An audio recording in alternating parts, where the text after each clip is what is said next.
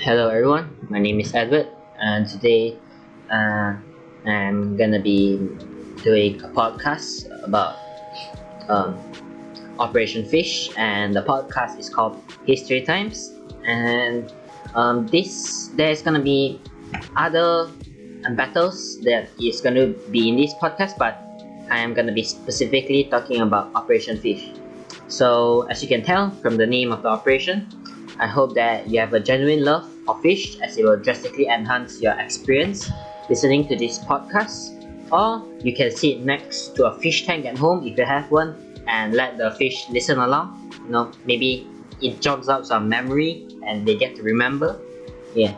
So jokes aside, Operation Fish was a plan that Britain's new government thought of to prevent Hitler from taking control of Britain's wealth, which is worth billions of dollars.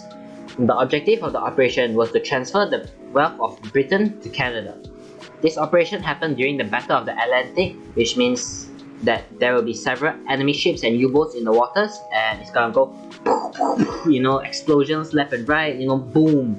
And also, many ships were brought up by Britain to transfer their wealth, but there is one specific ship where they were left alone in the sea without any escort, and it is called the HMS Emerald.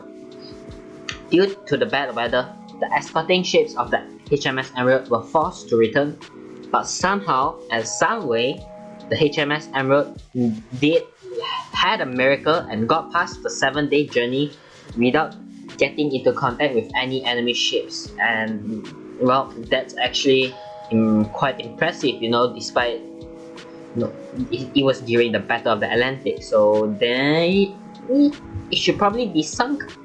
But I guess let's just say no. Yeah.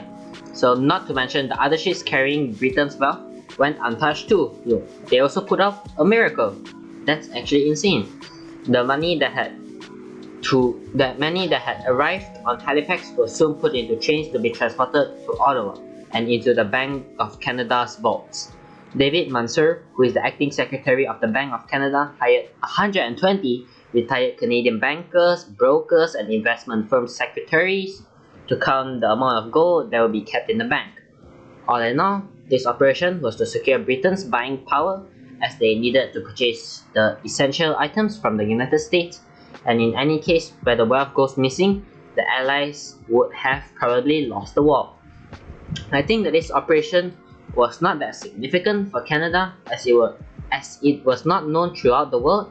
Therefore, they did not gain much fame for helping Britain to store their wealth.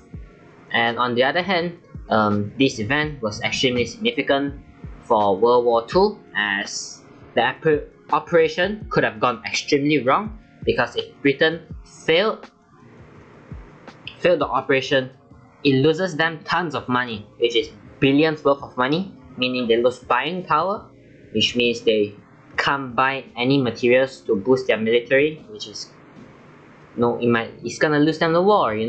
Like the Allies, the Britain is a huge part of the Allies, and if Britain's military is out of the game, the Allies is gonna lose most of their power, and they're gonna get a disadvantage. But too bad, the best case scenario happened, and Britain's wealth managed to stay alive without getting touched once, because I don't know what happened. Maybe the Nazi ships just didn't want to attack them or something, who knows. And thank you, that's about it for my podcast, and thank you for tuning in. Bye bye.